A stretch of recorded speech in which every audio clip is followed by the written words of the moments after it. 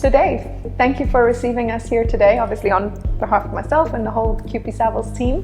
Thank you for having me. It's an honor to be in such an amazing project. Oh, thank you for coming around, Thanks. So just to start off, obviously everyone sees a finished product, but no one really has the idea of how long this has taken you. So how long did it take you? Where did your inspiration come from?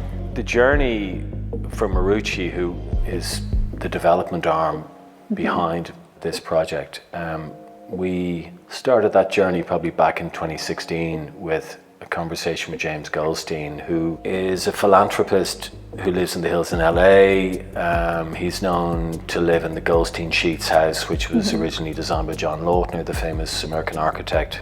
And I love Lautner's work. So to get into the Goldstein Sheets house was just amazing, and to meet James was great. But it's the house that was in the Big Lebowski movie. Yeah. So to be in it was like, I knew all about it, but to be in it kind of changed my outlook on what a home can be, and the combination between structure, the rawness of, that brutalist kind of, heaviness and mass, kind of the weighty volume against the delicateness of the interiors, the tones and the lights and that kind of thing. So I really wanted to try and drill down into that, and we explored it. We developed the Marucci philosophy, the raw luxury philosophy around that, and brought that back, and then it was trying to roll it out and find a plot that we could apply that concept.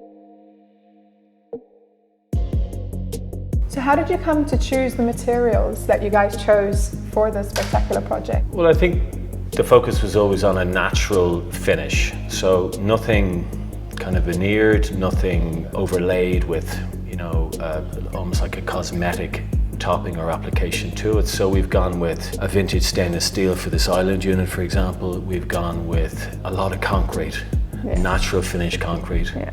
The finish internally on the ceilings is different to the walls and is also different to the floors. So we've gone with kind of a focus on tactile touch, and also from a shadow point of view, where the light gets trapped, particularly on the external concrete, just by virtue of it being a little bit more rough and textured. So you get that kind of shadow trap, which is really, really interesting. Tell us a little bit more about the house in terms of how many bedrooms will we find here? So the master suite is interesting. So it's 6/7. It was originally designed as 7, and then we recognized that we could actually have 2 masters. And they're 2 very different offerings, 2 ends of the house. And all the people we've seen, we've taken soundings. Some people like 1 master, we're split. So we left it with 2 masters. One of them can be reversed back, and if it's split, we then get the 7 beds.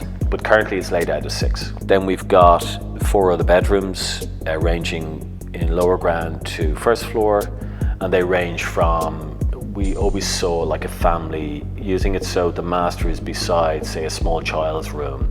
So there's not that separation you see in other houses. The mom and dad are at the top of the house, then the kids are in the basement, it doesn't work.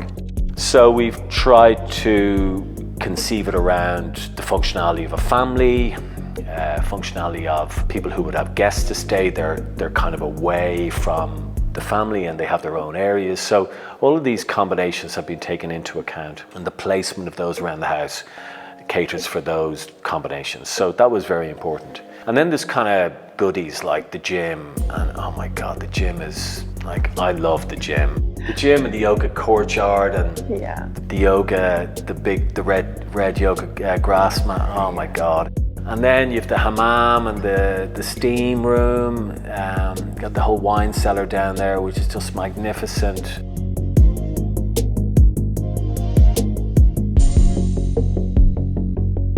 And then the cinema, which was an interesting room. It was the room where it was our sample room. It was the lowest room with obviously no windows, but we did all our concrete sampling, the wall panels. So we tested everything down there. We tested the floor. So that was our test bed, and it was the last room to be done.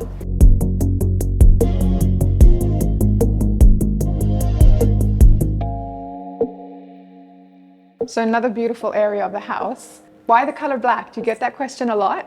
In this instance, it's actually a brown, which I'm kind of happier with. we've done quite a few dark properties, but this is the first time we've used this color. People think it's black, and then people would go, it's kind of purpley brown. So it depends on what time of the day you come to view her. And I'm guessing again with the shadows, like you were saying, maybe certain areas of the house looks a different color because of the shadow. Yeah, you know. I think the shadow is more pronounced with a dark color scheme. The dye was the same paint that was used on the tiles on the space shuttle as it was re-entering, you know, where they need to pass through is it the heat shield, or remember the technical term? But the heat resistant tiles, which are on the black tiles on the base of the shuttle, that contains the same paint. So this is a heat resistant paint. And what you see here is exactly what we tried to get and replicate. You get shadow castings, moving shadow castings from hanging plants against this lovely dimpled natural concrete finish, which has been painstakingly tooled and kind of loved, probably over a 6-month period by, I think, one man or one individual, which is amazing. But a lot of love has gone into these walls, both externally and internally. Sorry, one man himself applied the whole house? Wow, that's amazing. The colour really was to perform as a great backdrop to that greeny kind of landscaping. It's a beautiful combo, those two colours. We're trying to introduce something that there's a great freedom to this type of living. It's got that relaxed, barefoot kind of quality to it, but it's super contemporary, but in a very relaxed way. So materials, planting, light, just the variety of spaces.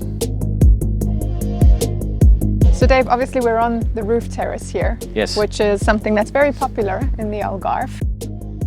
What can you tell us a little bit about your roof terraces? Because you've got two, right? There's layers to the house. There's actually, there's a lot of variety in terms of the external terracing, both covered and uncovered. I think there's probably 6 or 7 external terracing offerings at various levels, but this and the one below us at first floor roof level, this is where you can see golf course, you've got Ria Formosa, the view to the Ria, and you also have the main view of the sea. So uninterrupted views, very few houses overlooking. You've got no overlooking issues here. You're really perched up amongst the trees, which is really just so beautiful. You feel quite elevated up here. Obviously, you see treetops, you see the views, as you're saying, the ocean, the Ria, the Gulf. That's it, and you've got morning to evening light. Up here in the evening is beautiful. You would probably retire to up here in the evenings under the starry night. It's so beautiful. It's airy, it's peaceful.